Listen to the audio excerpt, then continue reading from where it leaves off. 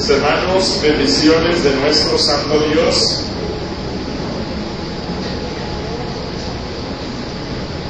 Antes de empezar, o más bien después,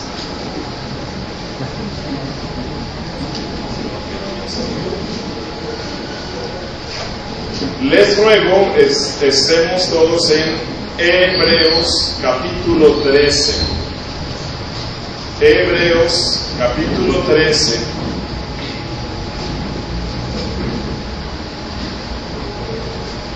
Y hoy vamos a estudiar el verso 20 y el verso 21. Entonces les ruego que estemos todos por favor en Hebreos capítulo 13, versos 20 y versos 21. Hoy el Espíritu Santo de nuestro Dios nos dice: y el Dios de paz, que resucitó de los muertos a nuestro Señor Jesucristo, el gran pastor de las ovejas, por la sangre del pacto eterno, Él, ese Dios de paz, os haga aptos en toda obra buena, para que hagáis su voluntad, haciendo Él en vosotros lo que es agradable delante de Él por Jesucristo, al cual sea la gloria por los siglos de los siglos. Amén. Padre nuestro, bendito Dios que estás en los cielos, aquí estamos, tu pueblo, reunido en este día santo, deleitándose, cantando las alabanzas de tu gloria, y hoy especialmente cantando la alabanza de tu gracia a través de ese sacrificio perfecto de Cristo, el cual fue recompensado con la resurrección de entre los muertos, y a través del cual tú eres nuestro Dios de paz. Tú has sido pacificado por nosotros. Te ruego, bendito Padre, bendito Juez celestial, que quieras bendecirnos hoy por tu Espíritu Santo, al estudiar esta doxología, al estudiar esta benedicción tan especial que el Espíritu Santo dejó escrito para nuestro bien. Permítenos, Señor, entrar en la profundidad del contenido de estos textos, y que el Dios de paz bendiga nuestras vidas. En Cristo Jesús. Amén. Bueno, ya nos encontramos, sí, en la última parte del estudio de nuestra carta a los Hebreos. Y ya hemos entrado a la bendición final, a la doxología, o como se le llama en el ámbito cristiano, la benedicción final. Y lo que nosotros vamos a ver hoy, que solo nos vamos a concentrar en el verso 20, es una benedicción de paz, una benedicción de paz. Y para comprender bien estos textos, que no están aislados del resto de lo que la carta dice, es importante que analicemos brevemente el contexto inmediato y el contexto de la carta en el cual está este versículo, estos dos textos y los que le siguen. Realmente estos textos guardan una relación profunda con todo lo que el autor ha estado enseñando desde el capítulo 1. Y lo que el autor está haciendo aquí es suplicarle a Dios para que toda la esencia de la doctrina y de todo lo que él ha enseñado en la carta, con todos los beneficios y los frutos, se aplique a los corazones de los lectores. Así que estos dos versos realmente son la conclusión final de la epístola, y los versos que siguen son como especie de una postdata. Viendo nuestro texto a la luz del contexto inmediato, lo primero que se puede ver es que el autor de la carta practicaba lo que predicaba. ¿Cuáles fueron las últimas exhortaciones que él dio a sus lectores? Recordamos que en el verso 18 y en el verso 19, él le mandó a sus lectores que oraran por los pastores, especialmente que lo hicieran por él.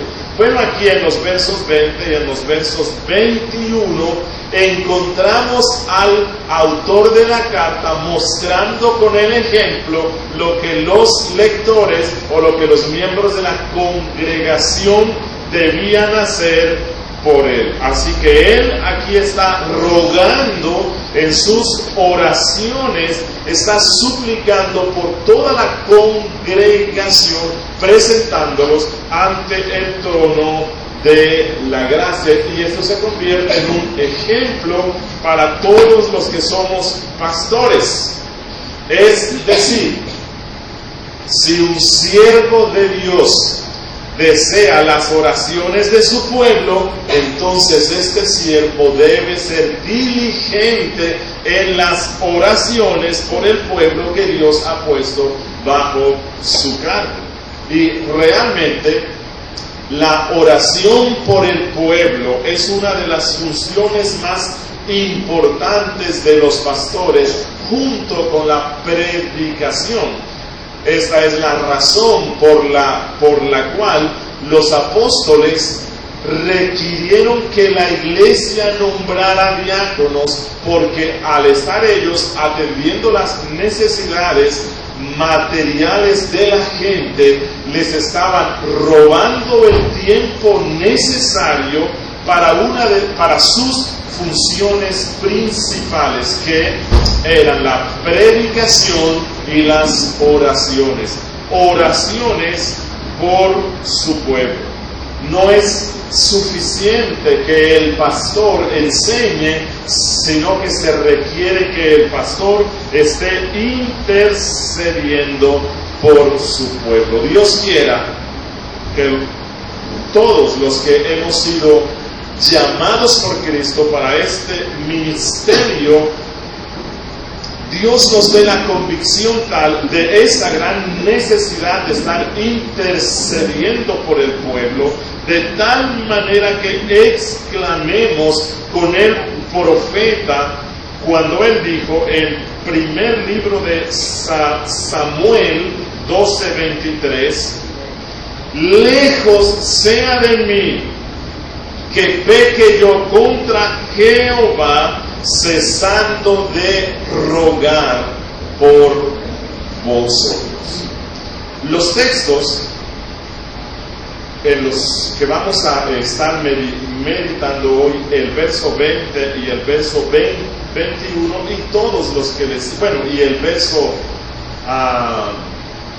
22 al 25, todos estos textos, pero especialmente estos dos, se encuentran en forma de una oración y a la misma vez de una bendición o benedicción apostólica.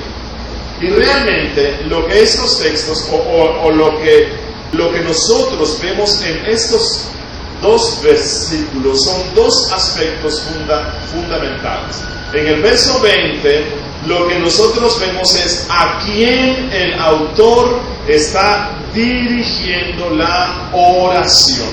Y luego en el verso 21 encontramos cuál es el contenido de la súplica que él está presentando ante Dios. Y esto es lo que vamos a estar viendo hoy y el próximo domingo. En primera instancia, ¿a quién se ofrece esta oración? Y en segunda instancia, ¿cuál es el contenido? Que lo vamos a estar viendo en la próxima clase, pero para una comprensión mejor es importante que desde ya tengamos en cuenta estos dos puntos. ¿A quién está dirigiendo el autor su oración? Dice el texto 20, al Dios de paz.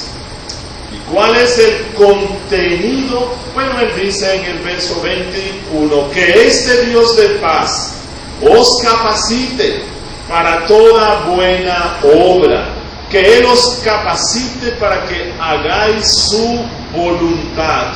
Y luego dice, haciendo Él en vosotros lo que es agradable delante de Él. Y el medio es Cristo, al cual sea la gloria por los siglos de los siglos. Y creo que aquí el autor está haciendo un resumen de todo lo que hemos visto durante estos casi 5 años que nos vamos a cumplir, si Dios quiere, el próximo mes, de estar haciendo el estudio de la carta. Y él lo resume, todo esto que hemos visto, en 3 asuntos importantes: el Dios de paz, el pastor resucitado de las ovejas y la sangre del pacto eterno. Aquí él hace una condensación de todo lo que hemos visto. Bueno, vamos a concentrarnos hoy en el versículo 20, al cual yo he titulado una benedicción de paz o una benedicción de pacificación. Y lo que vamos a estar viendo en nuestro texto son 3 cosas muy simples. Vamos a estar viendo quién es el objeto de la pacificación. En segunda instancia, bueno, aquí dice que el objeto de la pacificación es Dios. Luego vamos a estar viendo la evidencia de la pacificación, que es que resucitó de los muertos a nuestro Señor Jesucristo. Y en última instancia vamos a estar viendo cuál es el medio de la pacificación, dice nuestro texto, por la sangre del pacto eterno. Vamos a estar viendo el objeto de la pacificación, que es Dios, la evidencia de que esa pacificación sí se efectuó, que es la resurrección de Cristo, y en tercera instancia vamos a estar viendo el medio de la pacificación. Si se dan cuenta, el texto dice, y el Dios de paz, que resucitó de los muertos a nuestro Señor Jesucristo. Y si se suprime lo que sigue luego de la coma, que es como una explicación de cuál era la función de Cristo cuando Él resucitó, entonces lo que el autor dice es que la resurrección de Jesucristo fue realizada por la sangre del pacto eterno, el medio por el cual Dios efectuó la pacificación. Así que creo que ya hemos entendido de qué es de lo que vamos a estar hablando hoy. Empecemos con el objeto de la pacificación. Esta bendición, el autor dice, y el Dios de paz. Cuando él dice el Dios de paz, necesitamos ver en qué sentido él se refiere aquí al Dios de paz, porque él aquí le llama el Dios de paz. Recordemos que los títulos que la Biblia le da a Dios no son títulos caprichosos. Los títulos que la Biblia le da a Dios, o que Dios mismo se da a sí mismo, siempre tienen un significado profundo, el cual viene dado por el contexto en el cual ese título se da. Por ejemplo, en Romanos capítulo 5, versículo 5, El apóstol Pablo llama a Dios como el Dios de la paciencia y el Dios de la consolación o la esperanza. Bueno, esto tiene un sentido en el contexto. ¿Por qué? El apóstol Pablo ha mandado a los cristianos a que practiquen la paciencia para con los más débiles y a que esta paciencia se mantenga con base en la esperanza. Así que él dice que Dios es el Dios de la consolación y que Dios es el Dios de la paciencia. En Romanos capítulo 16, versículo 27, el apóstol Pablo llama a Dios al único y sabio Dios. ¿Por qué? Porque en el contexto inmediato el apóstol ha dado a conocer la revelación del misterio que la sabiduría inescrutable de nuestro Dios había velado para los santos en el Antiguo Testamento. Así que él dice, Dios el único y sabio, porque Él es así. Bueno, antes de considerar el significado preciso del título que el autor le está dando aquí a Dios, el Dios de paz, quiero ser justo y ecuánime con aquellos autores cristianos que defienden la paternidad del apóstol Pablo de la carta. Los que empezaron el estudio de la carta, como dije antes, hace casi 5 años, recordarán que en la introducción insistí en decirles que es mi convicción que el autor de la carta no es el apóstol Pablo.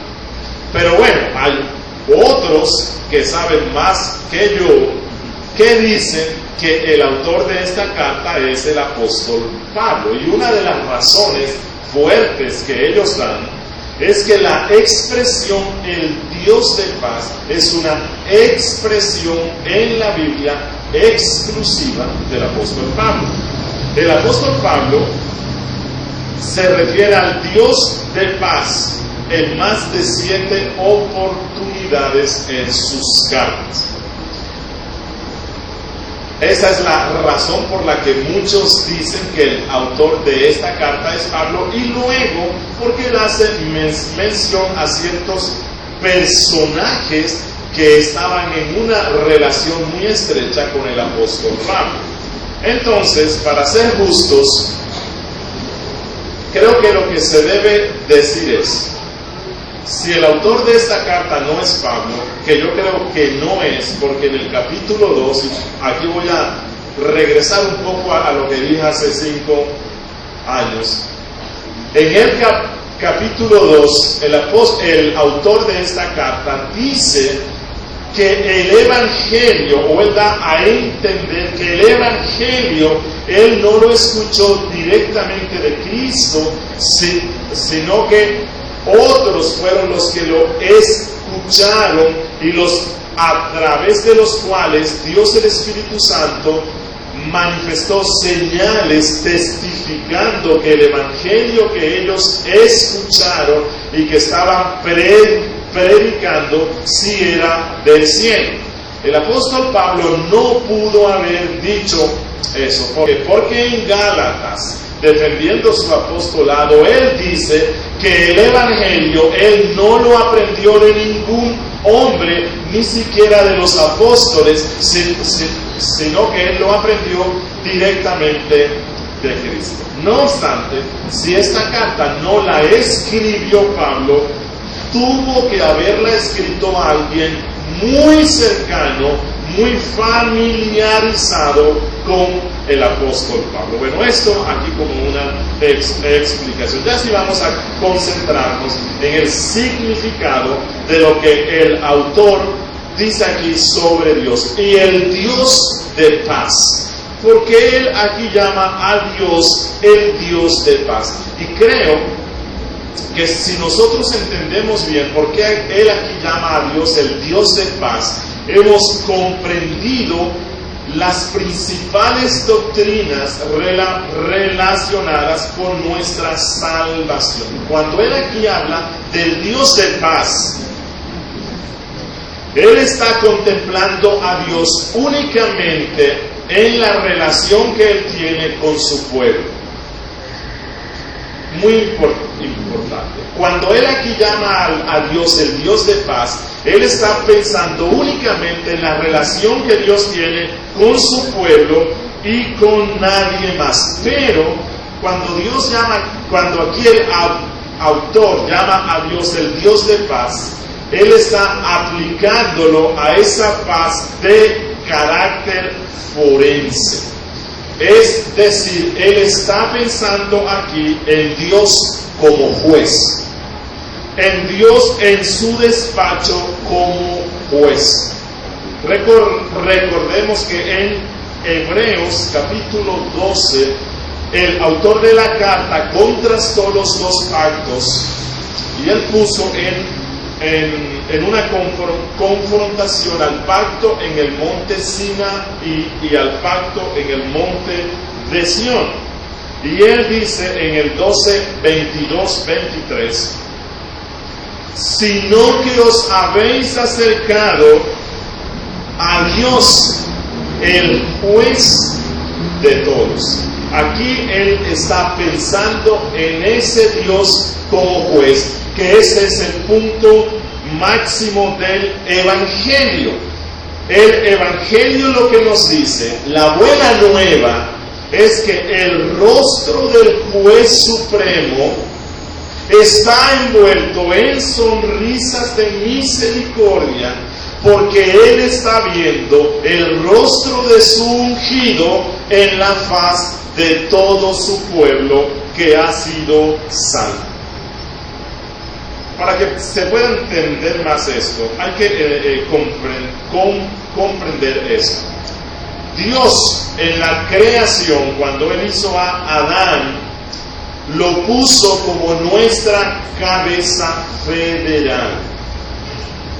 Y Dios, dice Génesis 1:31, que Dios tenía complacencia en Adán. Dice Moisés que Dios vio todo lo que había hecho, y he aquí que todo, incluyendo a Adán y su esposa, era bueno y bueno en gran manera. Pero la Biblia nos dice que luego el pecado entró en la raza humana. Y cuando el pecado entró en la raza humana, abrió una brecha entre Dios, el juez, y el ser humano. Se dio una alienación, una separación mutua. El hombre se alejó de Dios y Dios se volvió enemigo del ser humano, y había una brecha irreparable. Un Dios santo no podía estar en paz con el pecado. Recuerden que Dios no solamente se relacionaba con el ser humano como su creador, como su benefactor, sino que Dios puso a Adán bajo su ley. Y cuando Adán estaba bajo la ley de Dios, Dios se puso sobre él como un rey y se puso sobre él como un juez. Así que Dios era Señor, Rey y Juez sobre el ser humano. Durante todo el tiempo en el cual Adán permaneció en obediencia perfecta a la ley de ese santo Dios, ese juez tuvo complacencia en Adán. Adán disfrutaba de ese gran Dios, pero cuando Adán pecó y se rebeló contra la ley de ese santo Dios, todo fue alterado, absolutamente todo. No solamente el pecado contaminó al ser humano, no solamente el pecado corrompió toda su naturaleza, sino que el pecado lo puso bajo la maldición de la ley divina. El pecado puso al ser humano bajo la ira de un santo Dios. Así que luego que Adán peca, el ser humano queda en una relación frente a un juez, pero a un juez que ha sido ofendido.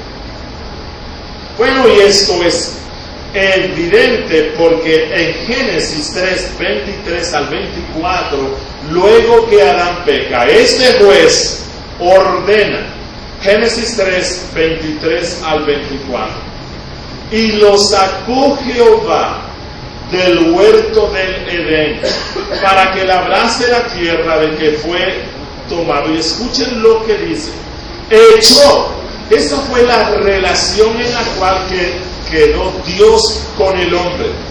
No solamente el hombre se levantó contra Dios, Dios mismo quedó enojado y airado contra el hombre. Dice: echó pues fuera al hombre.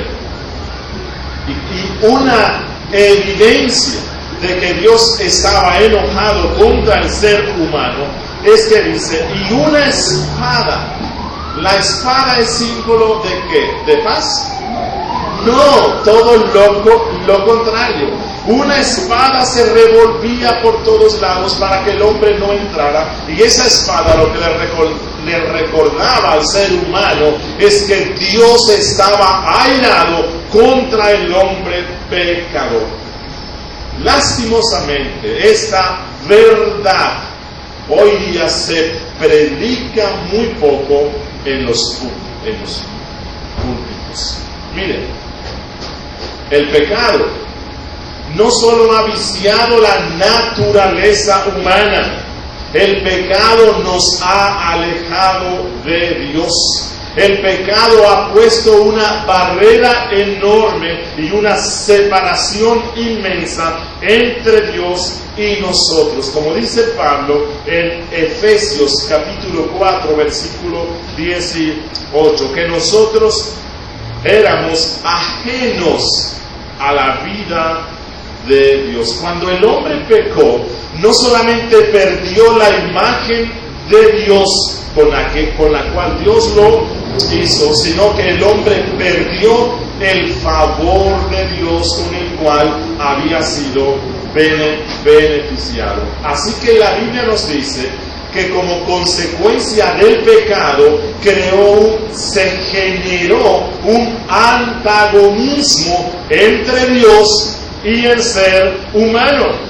El pecado abrió una brecha entre Dios y nosotros. Toda la armonía que existía entre Dios y nosotros fue destruida. No solamente en el aspecto espiritual, también en el aspecto judicial. Quedamos bajo la ira de un juez que reclamaba justicia porque su ley había sido violada. Miren, no solo la intención de nuestra carne, o sea, no solo la intención de nosotros es enemistar contra Dios, sino que la Biblia nos dice en Romanos 1:18 que la ira de Dios se revela desde el cielo contra toda impiedad e injusticia de los hombres. Así que la Biblia nos enseña de una forma clara no solamente que Dios está separado del pecador, sino que Dios es antagónico, Dios es enemigo del hombre, Dios está airado del ser humano todo el tiempo.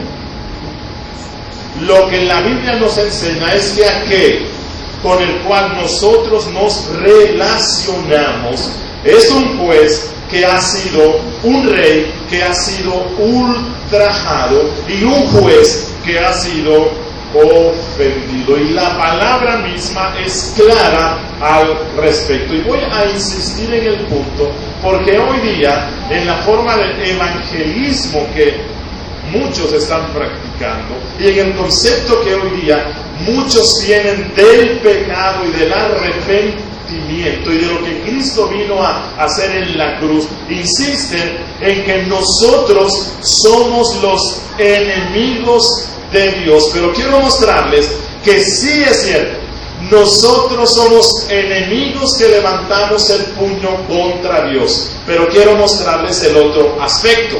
Dios también es el enemigo del hombre. Dios también está airado contra el hombre. Dios es un juez que exige venganza. Y se los quiero mostrar por muchos textos. Salmo capítulo 5, versículo 5. ¿Qué dice el Salmo 5:5? Dios, tú aborreces. Qué expresión tan fuerte, ¿no?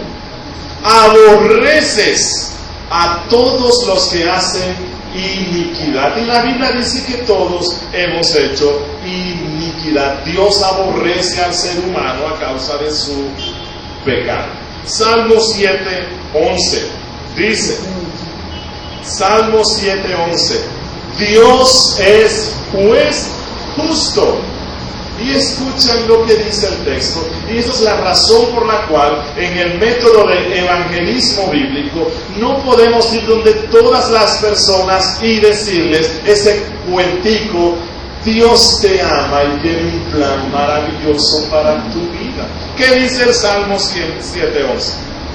Dios es juez justo y Dios está airado contra el impío todos los días. Así que una forma efectiva de evangelismo bíblico es: Dios te odia. Dios está airado contra ti todos los días. Bueno, obvio que el evangelio no solamente consta de la predicación de la ley, sino de la predicación de la gracia. ¿Cierto? Vamos a decirle: Dios está airado contra ti a causa de tus pecados, pero luego le vamos a dar la buena nueva. Si primero no empezamos diciéndole esto, y lo que le decimos es que Dios te ama y tiene un plan maravilloso para ti, no estamos siendo fieles a lo que la Biblia dice. Isaías 63, versículo 10. Este es un texto muy fuerte. Isaías 63, 10 dice: mas ellos fueron rebeldes e hicieron enojar su Santo Espíritu, por lo cual el Espíritu de Dios se les volvió enemigo. Dios es enemigo del pecador y también el Espíritu. Y Él mismo peleó contra ellos. Esta fue la razón por la cual Cristo dijo en Mateo 10:28: y no temáis a los que matan el cuerpo, mas el alma no pueden matar. Temed más bien a aquel juez airado que puede destruir el alma y el cuerpo en el infierno. Y aquí Cristo no está pensando en el poder absoluto de Dios. Cristo aquí está pensando sobre todo respecto al poder judicial de ese juez que está airado. Está pensando en la autoridad legal que tiene Dios para condenarnos al infierno, porque nosotros somos odiosos ante su ley. ¿Por qué será entonces que el púlpito de hoy guarda un silencio pecaminoso respecto a esta verdad central en el Evangelio? La Biblia nos muestra que la santidad de nuestro Dios está encendida contra el pecado. La Biblia nos muestra que la justicia de nuestro Dios siempre clama por satisfacción. Pero puede que alguien diga: hermano Julio, ¿acaso la Biblia no nos dice que Dios es también infinito en misericordia? Bueno, bendito sea Dios, sí, Él es misericordioso, mucho. Sin embargo, la misericordia de nuestro Dios no anula el resto de sus perfecciones. El amor de nuestro Dios no anula el resto de sus atributos. Recuerden que Pablo nos dice en Romanos capítulo 5, verso 21, que la gracia reina, pero la gracia reina a través de la justicia. Es lo que él dice textualmente en Romanos 5, 21. La misericordia y la gracia de nuestro Dios reinan por medio de la justicia y nunca a costa de la justicia. Mire, cuando Dios en el decreto eterno de redención ordenó la misericordia y la gracia para su pueblo, y recuerden que su pueblo en Adán había caído al igual que los no elegidos. Cuando Dios ordenó la misericordia para con su pueblo elegido que había pecado en Adán, la sabiduría de nuestro Dios ideó un camino por medio del cual su misericordia pudiera ser ejercida de manera compatible con su justicia. Es decir, la gracia de nuestro Dios magnifica su ley y satisface su justicia. Nunca será en contra de ella. Y todo esto puede verse en los términos por los cuales Dios diseñó el plan eterno de redención, a lo que nosotros denominamos el pacto eterno. En Dios mismo, con Cristo, hicieron un pacto. El Padre y el mediador hizo un pacto teniendo en perspectiva a su pueblo que iba a descender al pecado. Y en este pacto, Cristo, antes de que existiera el ser humano, pero teniendo en vista que ese pueblo que Él le pidió al Padre iba a pecar en Adán, Cristo se comprometió con el Padre a reparar la brecha que había surgido, y esta brecha iba a restaurarse por medio de la satisfacción de la justicia de ese juez. Muchos cristianos hoy han adoptado la falsa doctrina de los socinianos, los cuales pensaban que respecto a la relación entre Dios y el ser humano, únicamente hubo un distanciamiento del ser humano, que solamente el hombre era enemigo de Dios. Y es lo que muchos creen hoy. Pero la doctrina bíblica nos enseña las dos cosas. El hombre se rebeló contra Dios y levantó el puño contra él.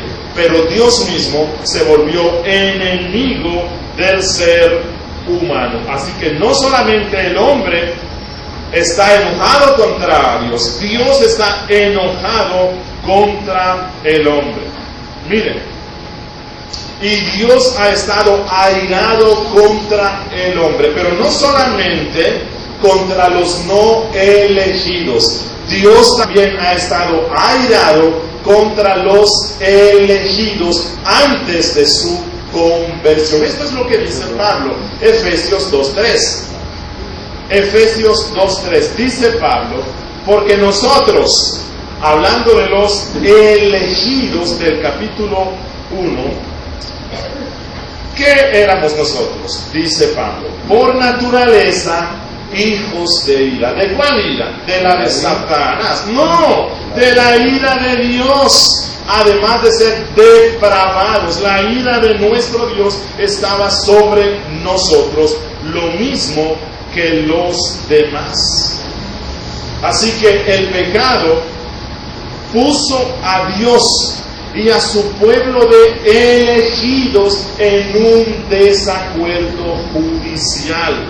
Había una parte infractora, nosotros, y una parte ofendida, Dios como juez, y especialmente su santa ley. Así que Cristo, cuando se comprometió en el pacto eterno de redención con el Padre, para suplir esa brecha y efectuar la reconciliación, Él se había comprometido en algo que no era fácil. Era algo realmente difícil. Cristo tenía que llevar a cabo una conciliación perfecta, y para que se diera esa conciliación perfecta, Él tenía que quitar la ira judicial de Dios sobre su pueblo. Esa es la razón por la cual Cristo se ofreció a sí mismo a Dios en propiciación, llevando Cristo el enojo y la justicia que clamaba castigo sobre él mismo. Bueno, y esta parte de la doctrina de la expiación tampoco le gusta mucho a la gente. Algunos creen que cuando Cristo murió en la cruz y fue sepultado, Él le estaba pagando al diablo para ganar el derecho de quitarle las almas al diablo. Pero esa es una doctrina errónea. Recuerden que todo lo que Cristo hizo, todo lo que Cristo consiguió por nosotros fue tipificado en el Antiguo Testamento. Y los sacrificios eran un tipo de Cristo. Y ellos nos anunciaban el Evangelio. En los sacrificios y en todo el sistema religioso antiguo testamentario, nunca se concibió una doctrina tan errónea como que el sacrificio era para pagarle al diablo. ¡No! Al ser humano le cuesta pensar que ese Dios que es amor, y que ese Dios que está lleno de gracia, y que ese Dios que está lleno de misericordia, a la misma vez es un juez justo que clama por venganza. La gente dice que es algo muy primitivo, bárbaro, que el Dios de la Biblia exija el derramamiento de la sangre para la satisfacción de su justicia.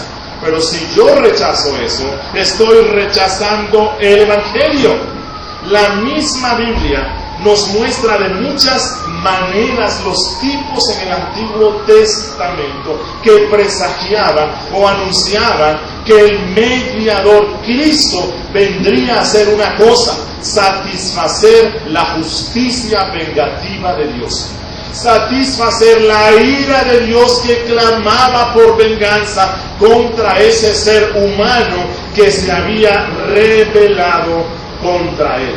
Miren, un tipo de lo que Cristo vino a hacer es Moisés, y que Cristo no vino a ser un mediador entre el hombre y el diablo, satisfaciendo al diablo las demandas que él exigía, nos lo deja ver Moisés como tipo de Cristo.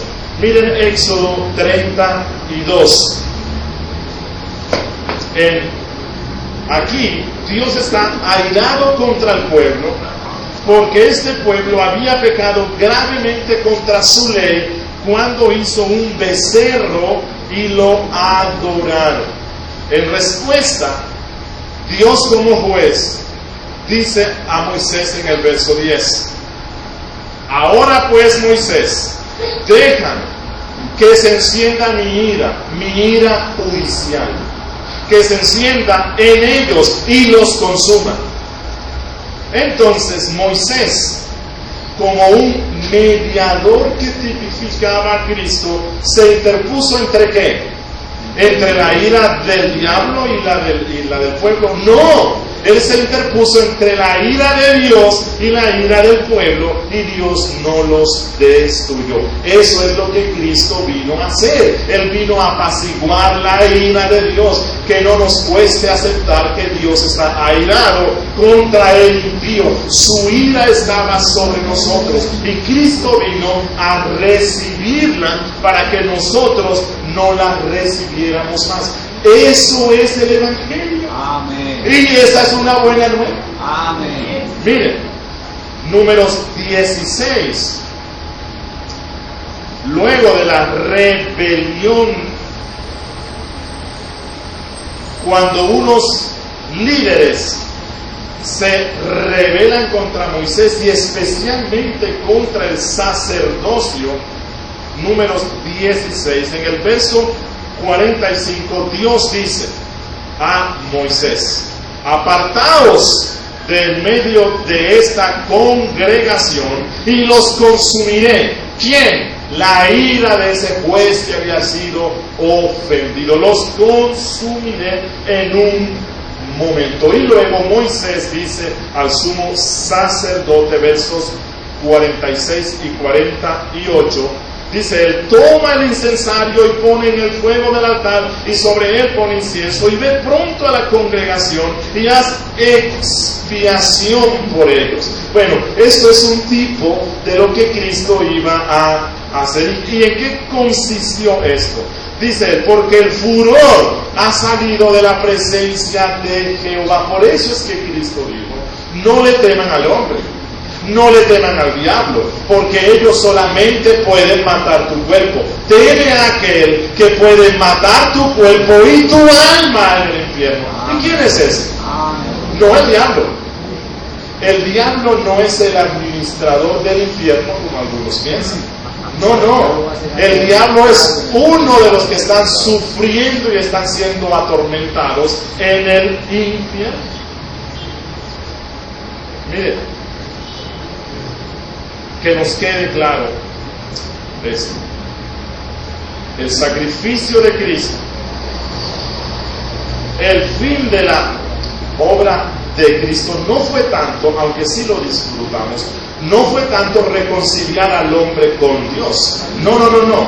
Lo principal del sacrificio de Cristo fue reconciliar a un Dios airado con el hombre pecador. Amén. Que no se nos olvide esto.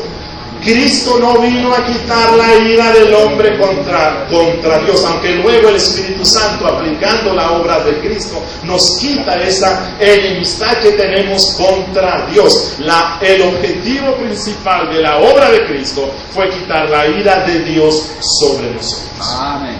El testimonio del Nuevo Testamento también es claro, así que inclinemos nuestro ser a esta preciosa doctrina que será de mucho consuelo para nuestra alma. Miren, de Cristo dice Pablo en Romanos capítulo 3 verso 25.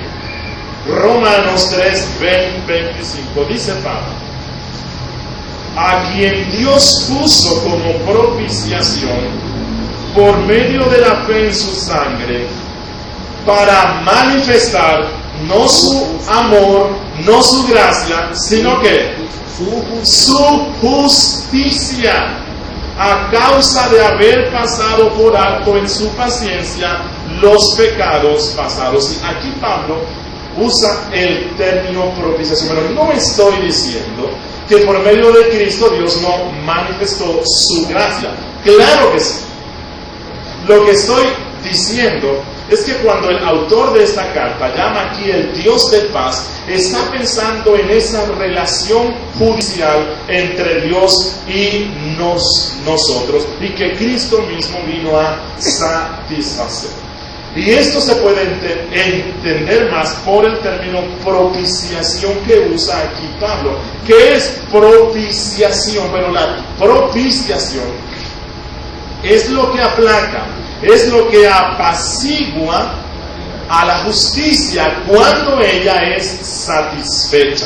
Y en este caso, la justicia de Dios. Y lo entendemos más cuando vemos la función del propiciatorio en el templo. Recuerden que la Biblia nos dice que cuando el sumo sacerdote en el gran día de la expiación sacrificaba el animal, parte de la sangre era rociada sobre el propiciatorio. ¿Qué es esto del propiciatorio? Bueno, este es el significado de la palabra propiciatorio, es cobertura. Y realmente esto era la cobertura del arca, es decir, era la tapa que estaba sobre el arca. ¿Y qué era lo que estaba allí? Allí estaban las dos tablas de piedra. ¿Y cuáles eran las funciones de las dos tablas de piedra respecto al hombre pecador? Acusarlo, condenarlo. Así que el propiciatorio ocultaba la ira de Dios de la vista del ser humano. Las tablas de piedra estaban ocultadas. Esa ira que reclamaba venganza estaba ocultada por esa tapa, a la cual se le llama propiciatorio, y sobre la cual se derramaba la sangre. Pero a la misma vez hacía el asunto inverso. El propiciatorio no solo cubría la ley de nuestra vista, sino que cubría nuestros pecados a la vista de esa ley.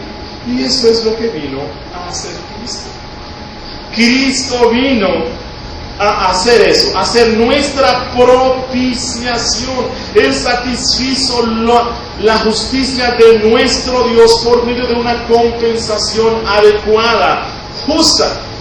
Dice Pablo en Romanos 5:10: porque si siendo enemigos fuimos reconciliados con Dios por la muerte de su Hijo, mucho más, estando reconciliados, seremos salvos por su vida. Él dice, sí, cuando nosotros éramos enemigos de Dios, odiosos a su justicia.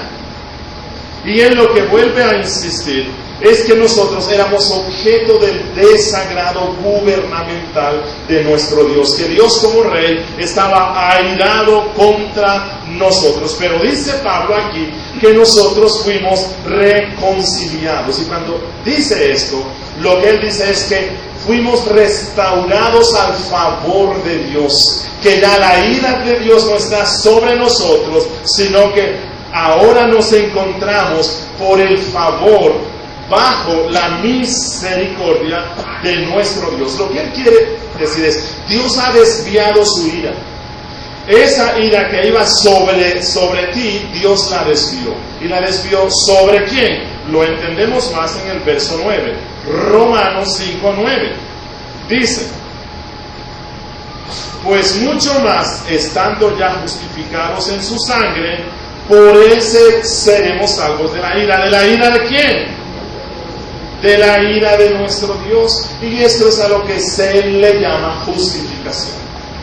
La justificación no trata tanto de nuestra conversión a Dios. La justificación lo que nos dice es que Dios aparta su ira de nosotros y la derrama sobre otro. Dice nuestro autor, estando ya justificados en su sangre. ¿Cuál fue la causa entonces de nuestra justificación? La sangre de Cristo. ¿Cuál fue el propósito del derramamiento de la sangre de Cristo? Que la ira de nuestro Dios haya sido apartada. Mire, en la cruz, todo el potencial y el fuego de la ira de Dios fue gastado para con nosotros. En la cruz se extinguió, se apagó el fuego de la ira de Dios contra nosotros, y ese es el Evangelio. Y esta es la razón por la cual el cristiano siempre debe estar gozoso y agradecido con Cristo. Pasemos por la situación que pasemos, suframos lo que suframos, debemos estar gozosos porque ya sabemos que la ira que Dios tiene contra el impío fue gastada en la cruz hacia nosotros. Y ya Dios para nosotros lo único que Él tiene es su gracia, es su amor y su misericordia. Pero para que nadie se confunda y llegue a conclusiones que no son, y el tiempo se nos fue, no estoy tratando de decir que el propósito de la obra de Cristo en la cruz fue hacer que Dios fuera compasivo para con nosotros. No estoy diciendo esto. Repito, para que nadie se confunda. Cuando afirmo esto, no estoy diciendo que el propósito del sacrificio de Cristo en la cruz fue hacer que Dios fuera compasivo para con nosotros.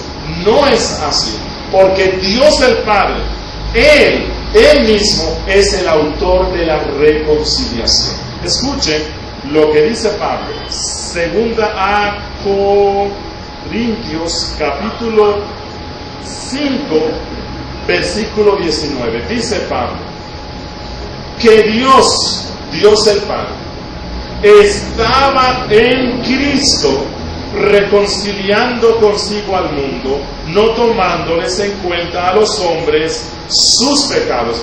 ¿Quién fue el autor? ¿Quién fue el que inició esto de la reconciliación? Dios mismo. Nos es difícil poder discernir los distintos oficios que se dan en las personas de la Trinidad. Y nos es difícil entender cómo es que este Dios estaba airado contra el hombre, pero este mismo Dios es el que inicia esta reconciliación. Bueno, porque Dios, cuando inicia la reconciliación, está actuando como nuestro Padre, como el Padre de todos los elegidos. Pero ese Padre exige que su justicia como juez sea satisfecha, porque Dios no actúa en contra de su justicia. Miren, la reconciliación que Cristo efectuó por medio de su muerte en la cruz no efectuó ningún cambio en Dios. Recuerden que la Biblia dice que Dios no cambia. La muerte de Cristo en la cruz no efectuó ningún cambio en Dios, pero sí causó un cambio en la administración de su gobierno, en la administración de su justicia, en la administración de su ira. Su ley, que anteriormente nos era contraria, que exigía venganza sobre nosotros, su ley que era hostil contra nosotros, por medio de la muerte de Cristo, ella cambia totalmente y nos mira con buenos ojos, porque ya no nos mira a nosotros, sino que mira a Cristo en nosotros. Pero en Dios no hubo ningún cambio. Su justicia sigue siendo su justicia, su ira sigue siendo su ira, su amor sigue siendo su amor. La reconciliación que obró Cristo significa que los transgresores han sido restaurados al favor judicial de Dios como juez por medio de Cristo. Que la brecha que el pecado había establecido fue sanada por medio de Cristo. Que el conflicto entre Dios y su pueblo había sido resuelto. Así que el Dios de paz con el cual hemos empezado significa, en primera instancia, que el juez de todos ha sido pacificado para con su pueblo. 2, que el Rey de los cielos se ha reconciliado con nosotros. Y 3, que Dios el Padre, en virtud de las promesas de su pacto, nos ha recibido en su gracia, nos ha recibido en su favor. Y entonces Cristo envía al Espíritu Santo para hacer la otra parte. Recuerde que la brecha que el pecado abrió es que Dios estaba enojado contra nosotros, pero a la misma vez que nosotros, en nuestra carne, somos enemigos de Dios, que no lo amamos. Así que como resultado de la reconciliación que Cristo consiguió del Padre para con nosotros, Él envió al Espíritu Santo, y el Espíritu Santo en nosotros produce nuestra reconciliación con Dios. Pero nunca será a la inversa. No se trata de que el hombre primero se reconcilie con Dios. Eso es imposible. Primero Dios se reconcilia con nosotros por medio de Cristo, y Cristo nos da el Espíritu Santo, el cual nos reconcilia con Dios. Y el tiempo se nos ve, pero voy a terminar, ya no me hace falta mucho. El segundo aspecto que nos menciona nuestro texto es la evidencia de la reconciliación, la evidencia de la pacificación.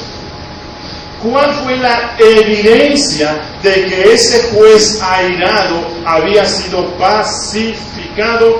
Nuestro texto dice que resucitó de los muertos a Cristo Jesús. Y creo que esto es una evidencia de que el enojo de nuestro Dios para con su pueblo había sido apaciguado. Cuando Cristo resucitó de entre los muertos, Él demostró que la ira de Dios había sido propiciada, que Dios estaba satisfecho con el rescate que el mediador había efectuado con base en el pacto que hicieron ellos en la eternidad. Note cuidadosamente que aquí se nos dice quién es el que resucitó a Cristo. El Dios de paz.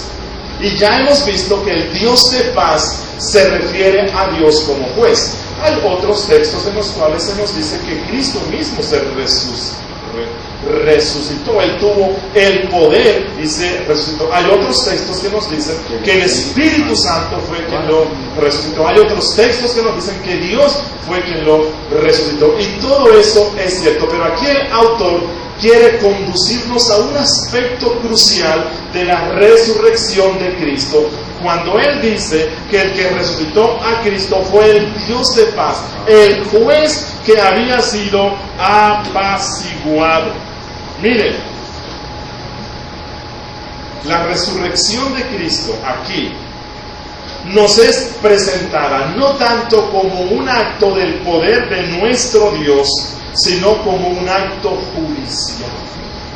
La resurrección de Cristo aquí nos es presentada como un acto de la justicia rectoral de nuestro Dios. Aquí Él está mostrando la resurrección como Dios ejercitando su autoridad judicial. Miren, y creo que se logra entender más el texto cuando nosotros vamos al griego. Resulta que la palabra usual para resurrección no es la que se está usando aquí. Aquí se está usando otro término que es anago. Anago. Por cierto, en las versiones inglesas, en este texto nunca utilizan el término resurrección, porque son más fieles al término en griego. Aunque lo que el autor sí habla aquí es de la resurrección, el término griego que él usa significa textualmente sacar a la luz, traer de nuevo, sacar afuera. Eso es lo que el texto significa. Y por cierto, en el Nuevo Testamento se utiliza para relacionarlo con aspectos legales. En Hechos 16 se nos cuenta que los apóstoles fueron apresados, pero fueron encarcelados ilegalmente. Y más tarde, cuando los magistrados, sin enviar una nota o sin enviar algo oficial, mandaron algunos alguaciles para que les dijera, mira, ¿por qué no se van? Pero váyanse por la puerta trasera. Los apóstoles han dicho, no nos vamos de aquí porque exigimos una liberación oficial. Entonces, el texto nos dice en el verso 39, si no estoy mal, que los magistrados, o sea, la autoridad judicial, vino y sacándolos, los sacaron de la cárcel. Cuando Cristo estuvo en su estado de muerte, cuando Cristo estuvo en el sepulcro, Cristo era en efecto un prisionero, no bajo el arresto del diablo como algunos creen. Cristo era un prisionero bajo el arresto de la venganza divina. Cristo era un prisionero de la ira de Dios. Pero cuando Él sale de la tumba, cuando Dios lo resucita, Dios el Padre lo sacó de la cárcel. Y este término, anago, traer o sacar de nuevo, le da un significado profundo a la resurrección de Cristo con relación a la satisfacción de la ira de ese Dios, con relación a la pacificación. Miren esto, Cristo tenía el poder de resucitarse a sí mismo. Y viendo su muerte desde otra perspectiva, Cristo mismo se resucitó. Pero en su función como mediador, en su función como fiador, Cristo no tenía autoridad ninguna para salir de la cárcel, porque Él era el prisionero. Mejor dicho, en Cristo nosotros éramos los prisioneros. Estábamos prisioneros de la ira de nuestro Dios. Esa es la razón por la cual Dios envía a un ángel para que quite la piedra. El ángel era ¿quién? El alguacil, el oficial enviado por el juez con una nota que decía: la pena, la culpa ha sido satisfecha, tú puedes salir de esta cárcel. Eso es lo que él está diciendo aquí. No que el ángel iba a suplir una falta de poder en Cristo. Cristo es Dios y Él podía salir de esa tumba, pero cumpliendo con este aspecto judicial, Cristo se mantiene en la cárcel de la tumba hasta que el juez diga: la deuda ha sido pagada y usted puede salir. Miren, y eso nos muestra la gloria de Cristo.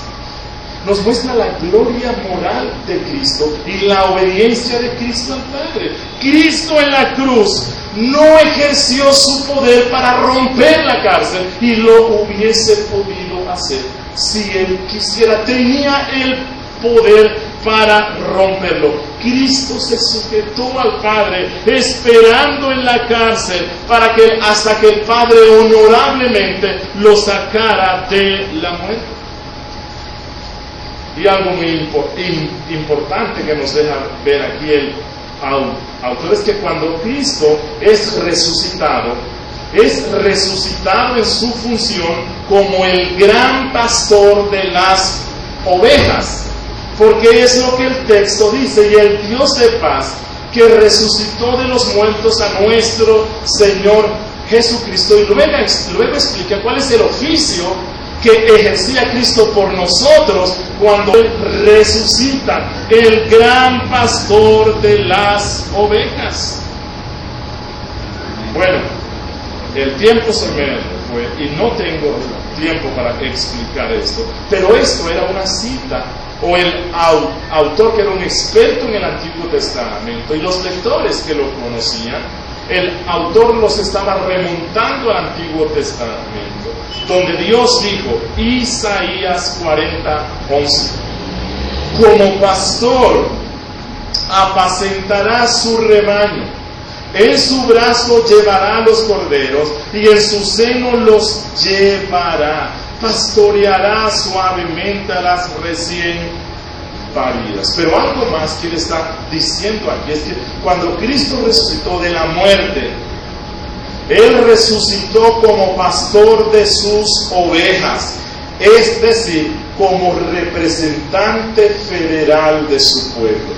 Que así como en Adán todos murieron, en Cristo todos, hablando de sus ovejas y de nadie más, todos fueron resucitados. Que cuando Cristo se levantó de la tumba, en este aspecto judicial, Él no solamente salió para Él mismo, sino que Él salió de la cárcel en representación de nosotros.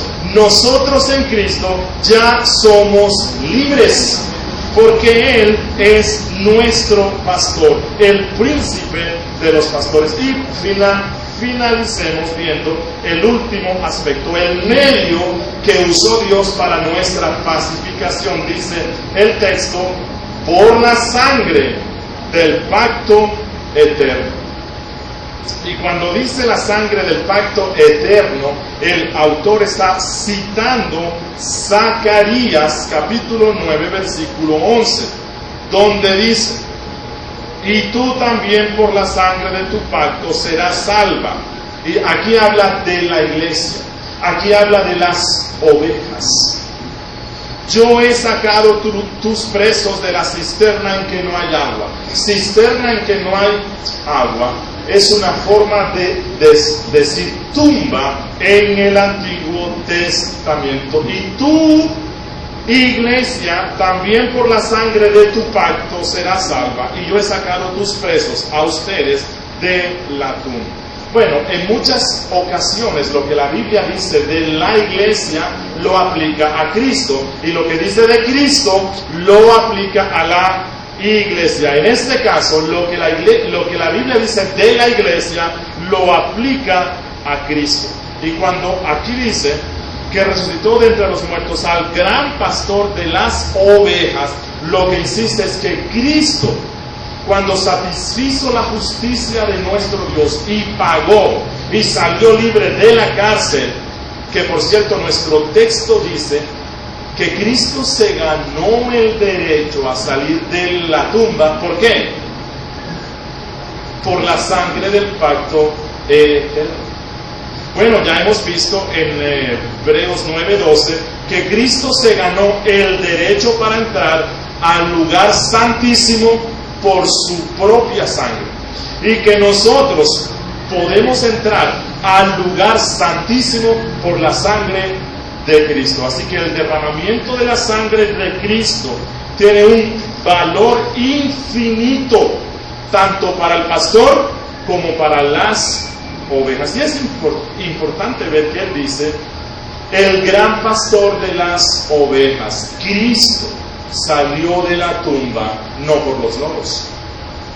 Cristo salió de la tumba no por los corderitos, como él dice en Mateo. Cristo salió de la tumba en representación de una sola clase de personas: las ovejas. Por eso aquí, con relación a la resurrección, se le llama el pastor de las ovejas, mostrándonos que la doctrina de la redención limitada es una doctrina que se encuentra en todas las páginas de la Biblia. Amén.